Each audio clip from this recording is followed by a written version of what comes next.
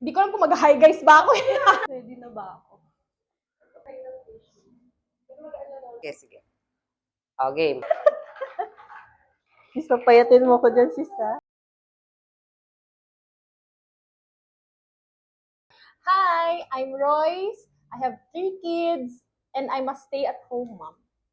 Hi, ako nga pala si Ria May Magsino. I am a working mom slash business owner. So, siguro for short, aligaga na mommy. Hi, I'm Maria P. Valveran. Tita na tumayo na bilang isang ina. Hi, I'm Jelay. I'm an awesome mom. I have 2 kids, and the youngest is the one who has spectrum. Previously, I'm a travel consultant, but now I stay-at-home mom because I get the full responsibility of taking care of my younger child. I'm Ann Quizon, mechanical engineer, a mom of a 9-month-old baby boy. Okay naman. Masaya. Okay naman po. Okay naman po. I'm okay. Not as okay because I'm not working anymore, but I'm okay. Okay naman po, lumalaban. Mahirap. Siguro before mahirap, pero ngayon masaya na mahirap, kaya. Tingin ko, ano siya, mix po siya ng masaya and tiny heartbreaks kasi ngayon kasi 3 years old na. Okay, yung nakikita ko siyang unti-unting milestones, ganyan. Pero unti-unti din nawawala yung pagka-baby na niya. Nilak na agad. Pero so far, kamusta ang pagiging mommy? Masaya. Masaya po talaga. Yun yung masasabi ko. Okay naman po ako, isang mami. Lahat ng makakaya ko, ibinigay ko sa kanya. Sobrang saya kung maging mommy ni Jan Jan. Sobrang saya. Sobrang fulfilling. That seems to be an easy question, but for me, it's very hard to mahaba yan. Kumusta ako as a mom? My kids are all adults actually. I have a 32-year-old daughter and a 30 years old son. But hands-on pa rin ako for both of my kids because my son has special needs. Broad yung spectrum niya when it comes to hindi lang siya autistic, hindi lang siya multi-handicap. Let's call it that way. And then I take care of my apo. I have an apo. I have one apo. So as a mom, really yung mom sa akin up to this age is really ano ba yun, nai-internalize ko pa rin na nanay talaga ako because marami pa ring responsibility. Hindi ako nagre-reklamo. I still enjoy it, especially for my son, yung may special needs. Pero minsan, may isip mo, parang, di ba dapat graduate na ako dito? Pero ganun talaga eh. Yung pagiging mommy, parang walang katapusan, wala siyang timeline talaga. Yung pwede mong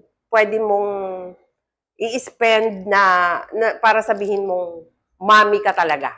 So I'm okay as a mom, although minsan, let's say, nakakapagod na kasi tao ka lang, so madaming pinagdadaanan. So as a mom, very tiring, but very fulfilling. For me, talagang lahat ng aspect ng pagiging nanay, masasabi ko na perform ko lahat yon. And I performed it well.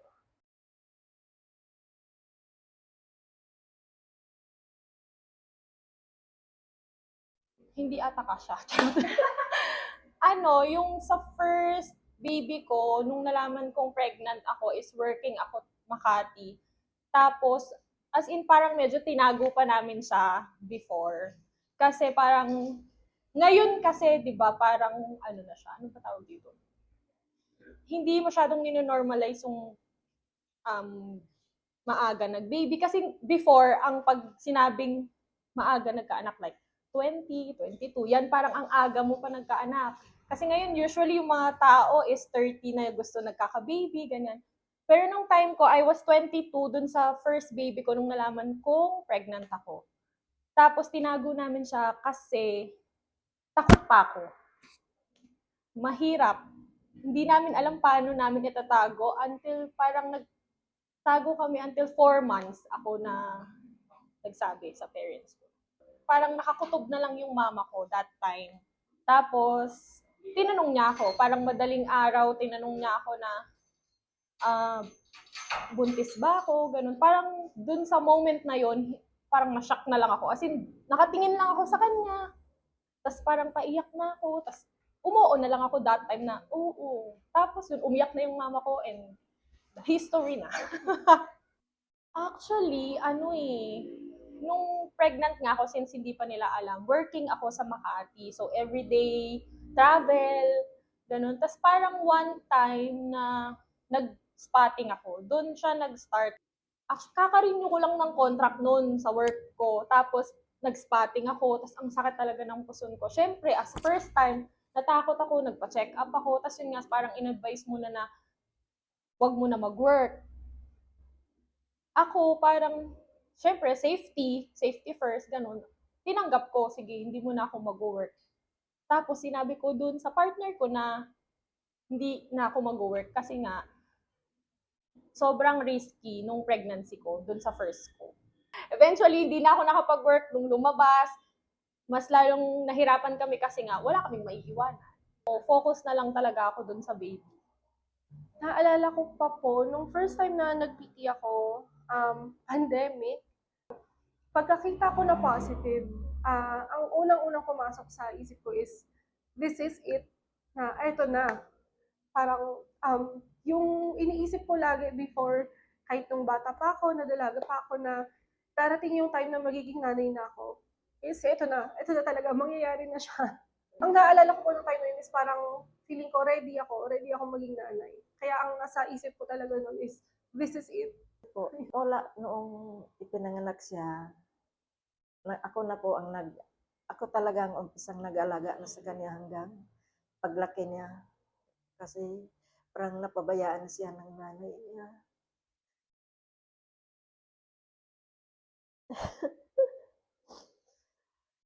Masaya naman po.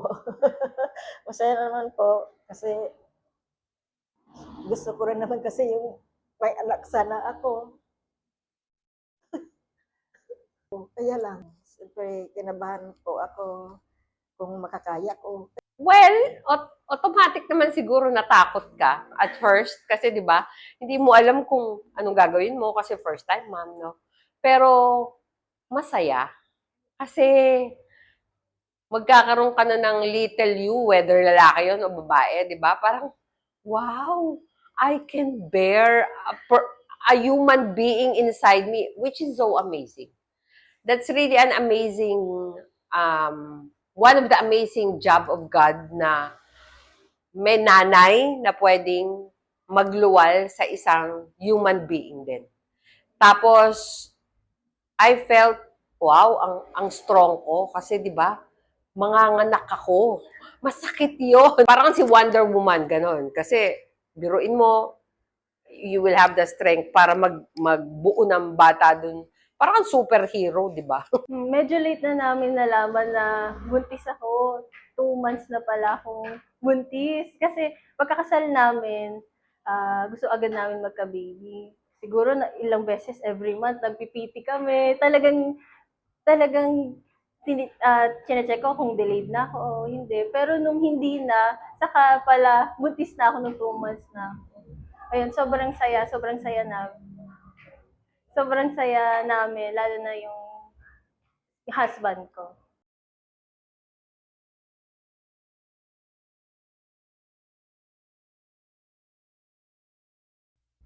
Yung pag-aalaga talaga, yun yung pinakamahirap. Although kasi ako, hindi na ako masyadong nangapa kasi nung mga baby yung kapatid ko, mostly tinuturoan ako mag-alaga, kung paano magbuhat, paano mag-change ng diaper. Kaya hindi ako sobrang na-struggle kung paano.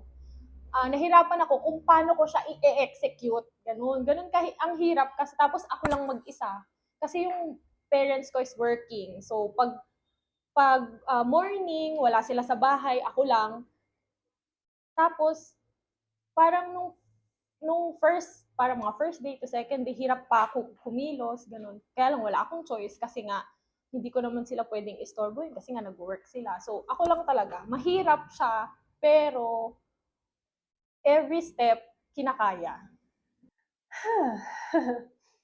Sa ngayon po, hardest part, siguro yun pong pagpakiramdam ko, hindi ko nagbibigay yung buong oras ko sa kanya. Kasi nga po, marami ding ibang nagde-demand ng oras ko. So, sa tingin ko yun yung hardest part na baka mas matutukan ko pa siya kung wala akong ibang ginagawa. So, yun po yung parang dala-dala ko palagi na feeling ko mas kaya ko pa siyang tutukan.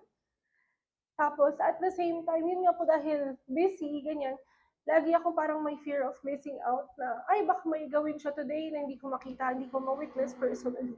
Ano, yung fourth year college siya noon na parang natigil yung padala ng tatay niya dahil nagkaproblema.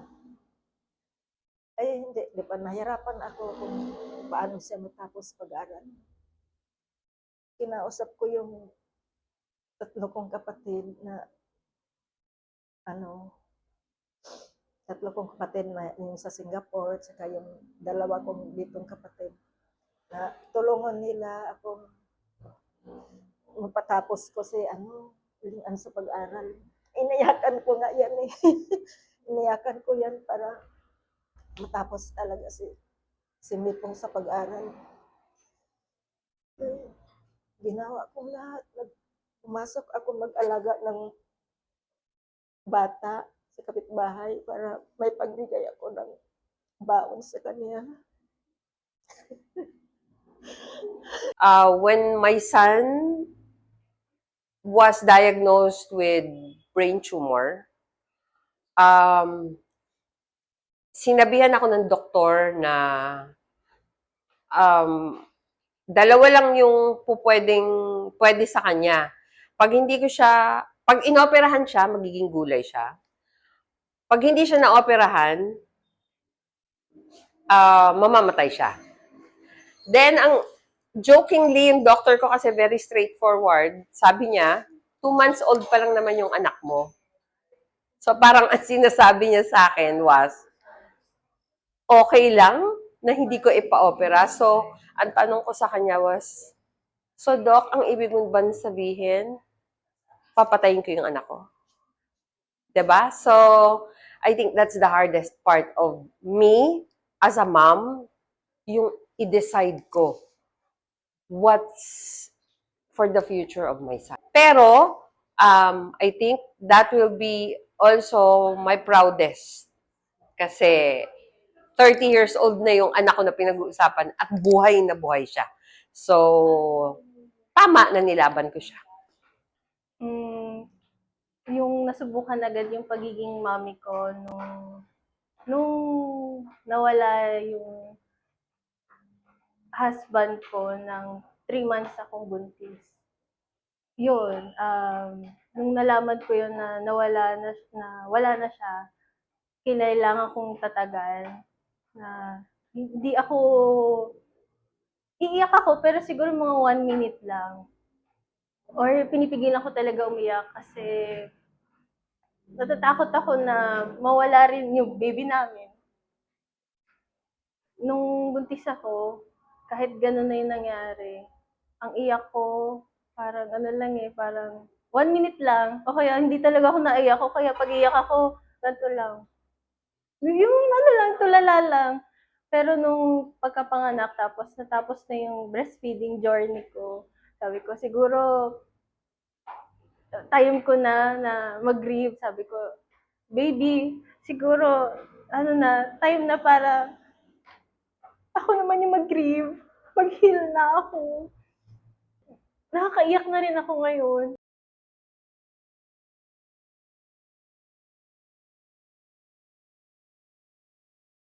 Ang best part, yung para sa akin, kasi since di na ako nag-work, ang best part sa akin is yung ma-witness lahat ng milestone nila.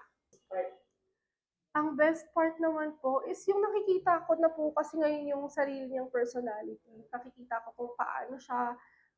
Siguro best part is yung knowing na part ka ng pag-build ng kung ano siya, kung ano yung magiging pagkatao niya. Yung tinuturuan mo siya ng tama. Yung kumbaga, best part yung feeling na merong isang tao na nakasandal sa'yo for now. Na ako yung best person niya ngayon, yung gano'n na yun po is, ewan ko sobrang best part para sa akin na makitang may isang tiny human being na nandyan and nagpapaalalay sa'yo. Yung natapos siya sa pag-aaral niya, yun yung matawag kong best nagawa ko. Kasi, siyempre, natapos rin ang paghihirap. Best part? As a mom, yung nakikita ko yung mga anak ko na pareho naman silang okay, like yung daughter ko, she's really good in life, tapos she has a good job, good family, ngayon may family na siya. Yung son ko naman, oo, siguro, nasa spectrum siya, hindi niya alam yung mga nangyayari sa paligid, but, fulfilling kasi nakikita ko, wala siyang sakit, healthy siya.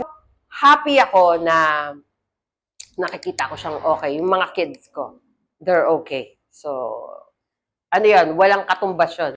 Best part yung nanganak na ako. Tapos, nung nakita ko siya na okay siya, na healthy siya, normal, kahit na ganun yung pinagdaanan namin.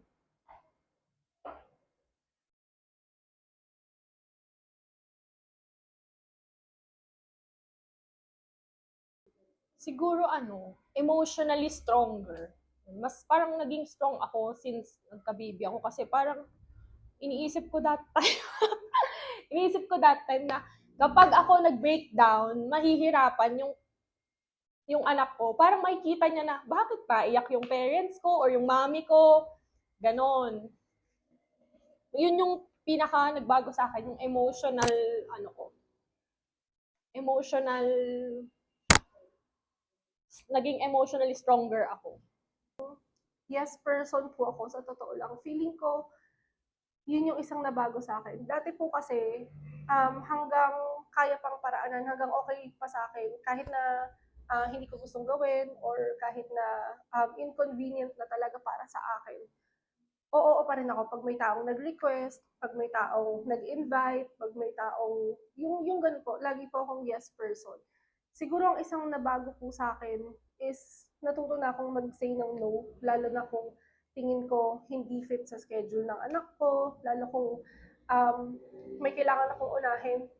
Yung katulad mo nang sabi niya, kung kailangan ko pong unahin si Ellie, magno-no na ako. Yung gano'n, na hindi na po ako parang, siguro in a sense, yung hindi na po ako people pleaser na bahala kayo dyan, hindi ko kailangan i-prove yung sarili ko sa inyo kasi meron ng isang maliit na bata na sa akin nagre-rely, yung gano'n. So, hindi ko kailangang i-please kayo, hindi ko kailangang laging mag-say yes sa inyo. Hindi ko kailangang gawin yun. Hindi po ako nakapag-asawa, di ba? Hindi ako nakapag-asawa dahil sa kanya, siyempre natatakot naman ako na baka abusuhin siya ng mapamangasawa ko. Kaya hindi ako nag-asawa. Kasi sabi ko, ayoko na lang mag-asawa. Okay na yun, andyan naman si Nito. Binigay ko talaga sa kanya lahat. Hindi ako nakapag-asawa dahil tinutok ko talaga yung buhay ko sa kanya. Kahit wala ako, basta mayroon siya, kahit wala nang makakain, di ba? Gusto mo, ibigay na lang sa kanya. Ganun. Siguro yung commitment na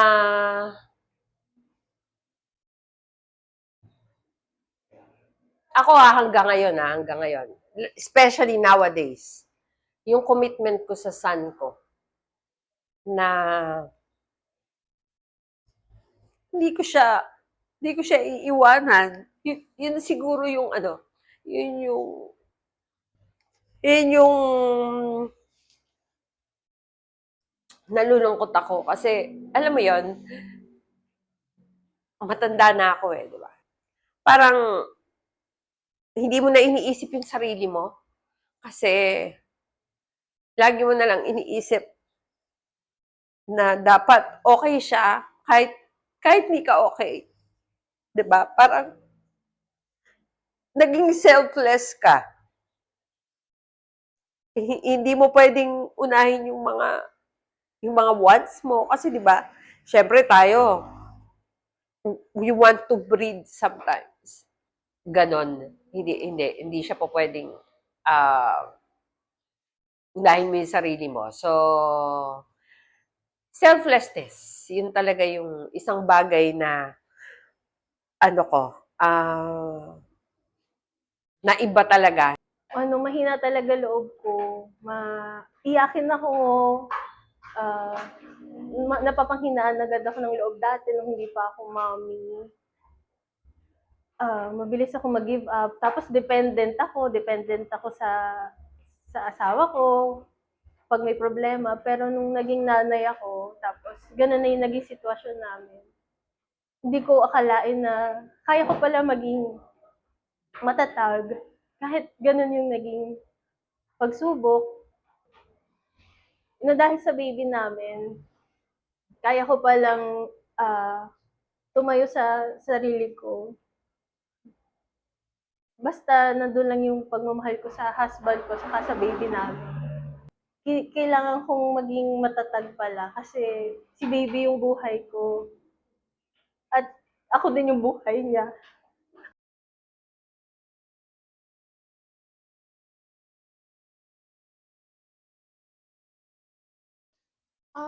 Ako yes, syempre. Lahat 'yun, parang lahat 'yun mapagdadaanan natin eh. Siguro yung mom guilt ko kapag since 3 na nga yung baby ko. Yung kapag parang syempre everyday ako lang, ako lahat, wala kaming kasambahay. So ako lang lahat. Parang may times talaga na magbe-breakdown ka na lang na napapasigaw ka, na mapapalo mo sila, ganun. Hindi talaga yun maiiwasan eh. Yung gusto mo, na gusto mo maging soft person, pero may time talaga na hindi mo kaya, na eto na, andun ka na sa boiling point na maiinis ka na, konting, mami, paulit-ulit. Yun yung pinaka-mom guilt ko. Yung baka iniisip nila na hindi na kami love ni mami kasi napapalo kami or or nasisigawan kami, yun. Yun yung pinaka-mom guilt ko. Yes po, mom guilt. Aware naman po ako sa mom guilt. And tingin ko kahit ano pang situation natin, meron talagang mom guilt. Sa ngayon, ang pinaka-mom guilt ko po siguro, or guilt overall as nanay na nagtatrabaho, nanay na may business, nanay na may part-time, is yun nga po, parang kulang lagi yung oras na naibibigay ko, hindi lang sa anak ko, pero sa asawa ko, sa pamilya ko, kaya ko, sa business ko, or kahit sa trabaho ko, parang pakiramdam ko po baka laging meron pang mas best na pwedeng ibigay, na nagigilty ako lagi sa lahat ng aspects kasi pakiramdam ko, ang dami kong masyadong ginajuggle na to the point na baka hindi ko na nabibigay yung best ko sa lahat. And lalo na sa anak ko kasi once lang naman po siya magiging bata na baka dahil may mga iba akong inaasikaso, hindi ko pala nabibigay yung, baka pagsisihan ko lalo pagtanda ko na sana pala inuna ko to, sana pala mas binigyan ko siya ng oras. Alam mo kasi, parang lahat ko na inano ko kay parang na-spoiled ko nga siya. Parang nagigilt ako. I think nung nag-separate ako sa dad nila, kasi separated ako, parang,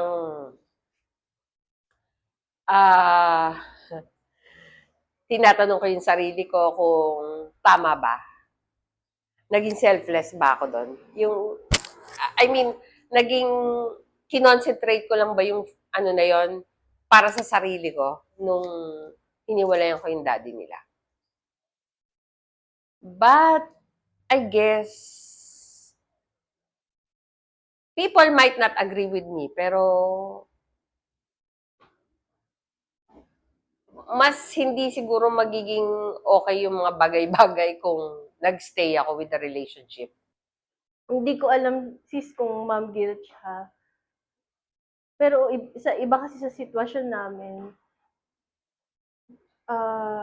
hindi ko akalain na magiging single mom agad ako. Na wala namang may gusto. Talagang tadhana lang. Minsan nararamdaman ko yung minsan nakakaramdam ako na bakit hindi ko mabigay sa baby namin yung complete family. Hindi tulad sa mga nakikita ko sa iba, lalo na sa mga small and starting family. Yung nagigilty ako, bakit hindi ko yun mabigay kay Jan Jan? Na hindi man lang sila nakita ng daddy niya. Pero alam ko, hindi ko dapat maramdaman na hindi kami kompleto. Kailangan iparamdam ko kay baby na complete family pa rin kami. Nasa heaven lang si daddy niya. Pero nandyan lang siya. Para sa amin, para sa kanya. At pupunuin ko yun ng pagmamahal na wala siyang mararamdaman na kakulangan.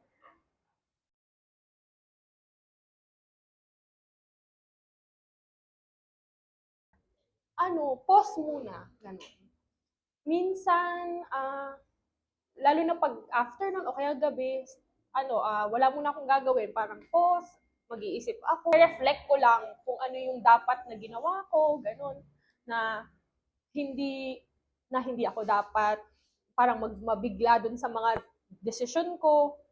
Kailangan kalma lang, ganun. Ganun lang yung ginagawa ko. Or minsan, nanghihingi ako dun sa husband ko ng one night. Lalabas lang ako lang, with friends, ganun. Ganun lang yung ginagawa ko. Parang reflection lang nung nangyari. Tapos, iisipin ko. Tapos, okay, hingang malalim. Laban ulit kinabukasan. Nire-remind ko lang po yung sarili ko. And minimake sure ko po na na ibibigay ko yung best ko sa time na kaya kong ibigay. Halimbawa, kung sa isang araw, kahit yung simpleng sa umaga na imbis na ibang tao yung magpapaligo, magre-ready sa kanya for school, ganyan. Make sure po na yung as much as possible, maging hands-on ako. And ganun din po sa ibang aspects ng ginagawa ko sa trabaho, sa business. Minimake sure ko po na yung best na pwede kong ibigay is ibinibigay ko dun sa amount of time na kaya kong ibigay. Kasi I think yun yung one thing na hindi ko ma-handle is yung sa isang araw kasi 24 hours lang yan kahit anong gawin ko 24 hours lang yan. So yung amount of time na pwede kong ibigay as much as possible gagawin ko.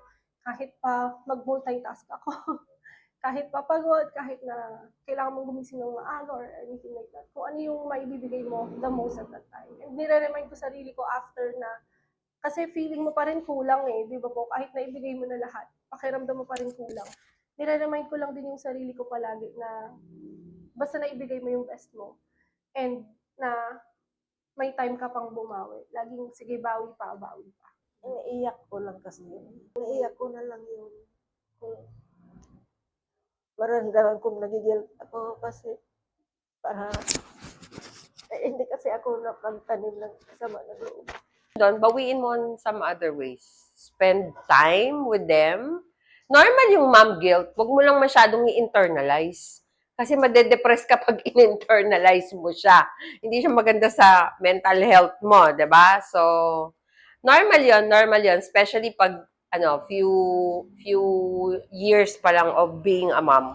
Lagi mong nararamdaman yun na nagigilty ka, 'di ba? Iniisip ko pa rin na kompleto kami, na pag lumaki siya, unti-unti kong i-explain sa kanya at ikukwento sa kanya kung gaano ako minahal ng daddy niya, kung gaano siya kamahal ng daddy niya, at kung gaano siya inantay ng daddy niya.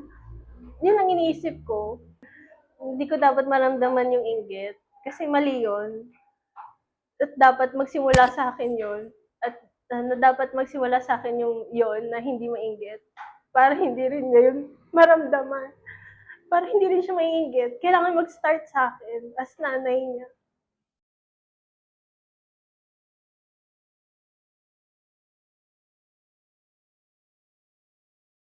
Siguro, huwag kayong masyadong mag-overthink.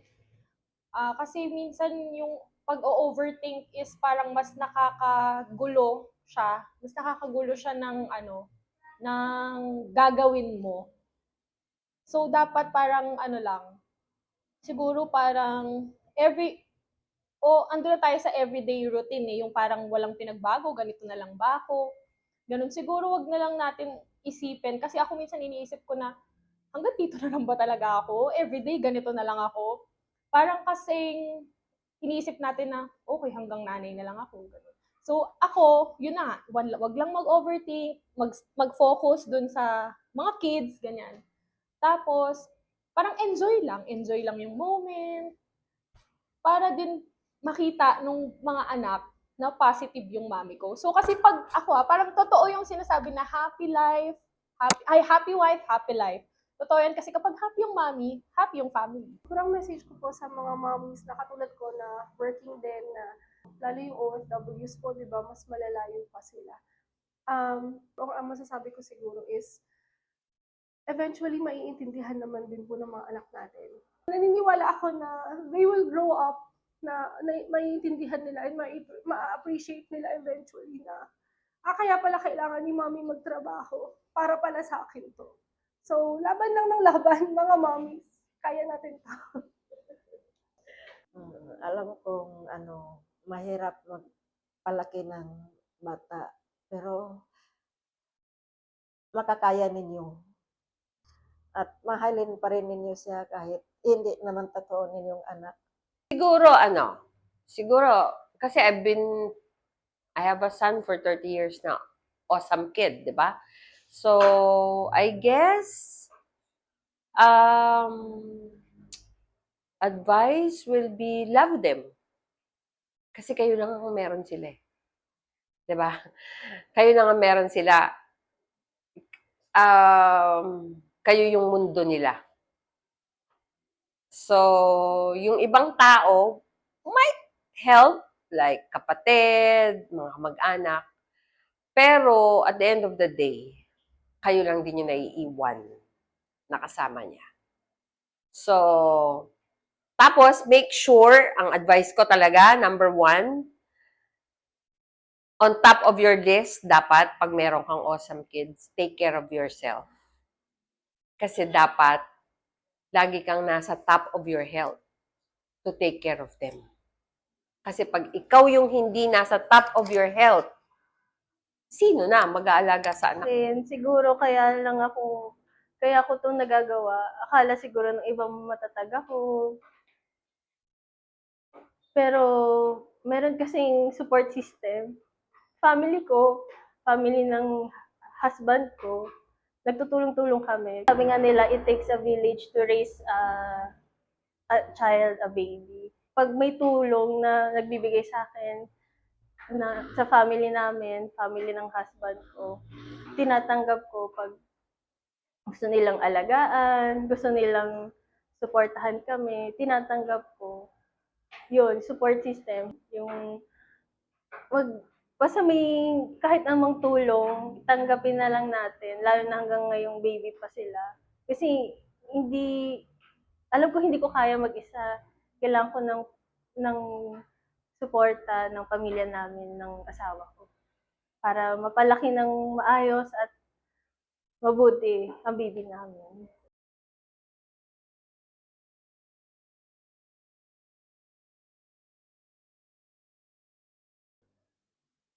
Siyempre, first, happy Mother's Day sa lahat ng hardworking mom natin. Stay at home, working mom, lahat ng nanay, mama, mommy, happy Mother's Day. Siguro ang encouragement ko is pray muna. Sa morning, mag-pray muna tayo. Parang i-reflect muna natin yung gagawin natin for today. Tapos, parang maging aware tayo din sa yung mga gagawin natin. And then siguro, wag natin isipin na nanay lang tayo. Kasi yung nanay, yung mama or mommy is very, very strong word eh. Kasi parang pag walang mommy or nanay, parang walang mangyari sa loob ng bahay. So, ano pa bang encouragement? Na siguro stay focused sa goal para lahat sumakses. At saka laging parang center si God para maalagaan yung mga kids. Message po siguro sa lahat ng nanay, kahit ano man po kahit anong klaseng mom po kayo, whether stay-at-home mom kayo, working mom like me, single mom, kahit ano pa po klaseng nanay kayo, huwag kakalimutan na bigyan yung sarili niyo ng time.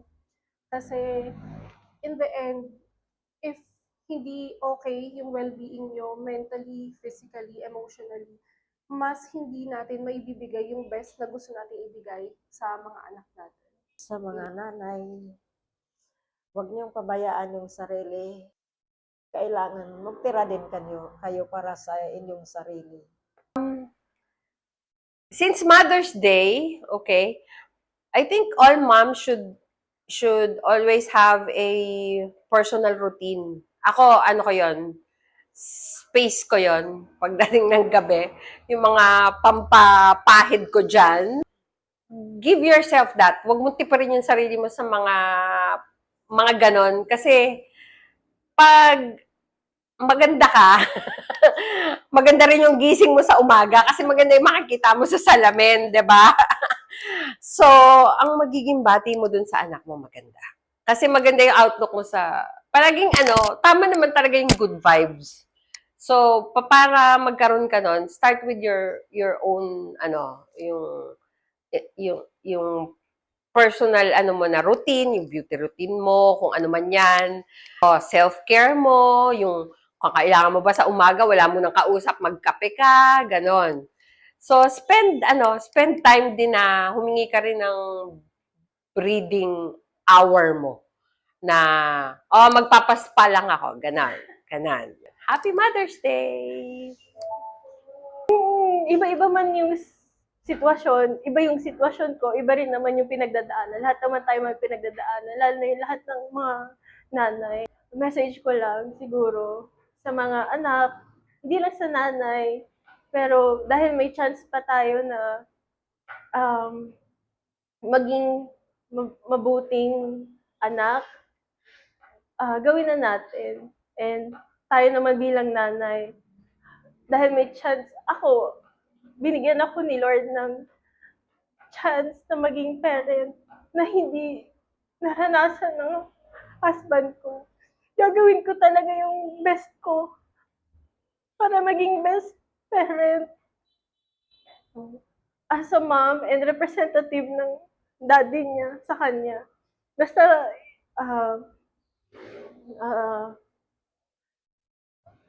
basta may time, kailangan maging best tayo. Maging mabuti tayo, mahalin natin yung magulang natin, yung lalo na yung mga nanay natin, at tayong mga nanay, talagang mahalin natin yung mga anak natin kasi may chance tayo na alagaan sila. May mga tao kasi palang hindi nabigyan ng chance para maging parent. Kaya tayo, minsan mahirap maging parent kahit 9 months pa lang ako na mother. Pero yung sa puyat, sa pagod, pero lahat naman yun sa pagmamahal. Kaya dahil hanggang dyan sila, give na natin yung best natin. Lahat ng pagmamahal natin sa mga anak natin.